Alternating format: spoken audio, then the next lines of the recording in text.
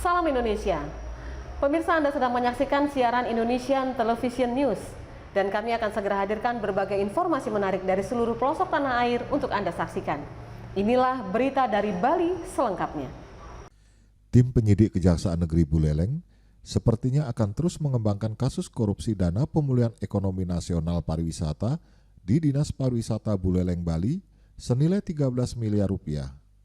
Kasipinsus Kejari Buleleng, Iwayan Genip SH memberikan sinyal bagi siapa saja yang merasa menerima dana pemulihan ekonomi nasional pariwisata Buleleng, baik dalam kaitannya dengan BIMTEK maupun dalam bentuk pelatihan atau diklat, agar segera menyerahkannya kepada penyidik Kejari Buleleng. Dan dari media kami mengimbau kembali kepada pihak-pihak yang merasa pernah menerima dana dari program Explore Buleleng, BIMTEK bagi pegawai hotel restoran yang tidak merupakan haknya, tolong segera dikembalikan melalui penyidik Kejaksaan Negeri Buleleng. Ketika ditanya oleh sejumlah awak media tentang kemungkinan akan adanya tersangka baru, selain 8 orang tersangka yang sudah dilakukan penahanan, Iwayan Genip menyebutkan kemungkinan itu bisa saja terjadi, tinggal bagaimana nanti dari hasil pengembangan tim penyidik.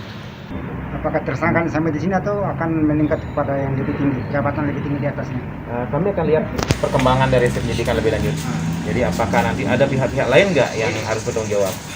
Kalau memang ada pihak lain yang harus bertanggung jawab, ya harus dimintakan pertanggungjawaban. Tetapi kalau memang tidak ada pihak lain yang harus diminta pertanggungjawaban, ya kita tidak boleh memaksakan. Jadi semua nanti berdasarkan alat bukti dan bukti yang ada.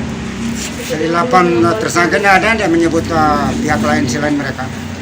Untuk sementara memang disebutkan ada kemarin pihak lain di dinas yang menerima, bukan yang ikut menentukan, tapi menerima dana yang setelah terkumpul. Nah, jadi berdasarkan hasil pemeriksaan terhadap beberapa pihak kemarin itu termasuk dari keterangan para tersangka, itu memang besaran dana yang keluar kemarin itu adalah 1 sampai 3 juta.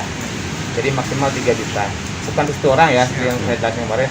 Itu kepada nanti 3 juta itu dipecah ke beberapa orang gitu.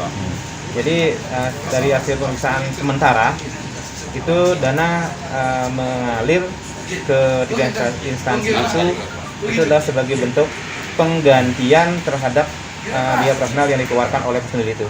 Itu sementara ini uangnya beredar secara horizontal, tidak ada aliran ke vertikal, secara vertikal ke atas. Kalau ke atas sampai sejauh ini kita belum mendapatkan faktanya. Kita belum ada keterangan saksi maupun alat bukti yang mengarah ke sana. Dari Buleleng, Bali, Imam Heru Darmawan melaporkan.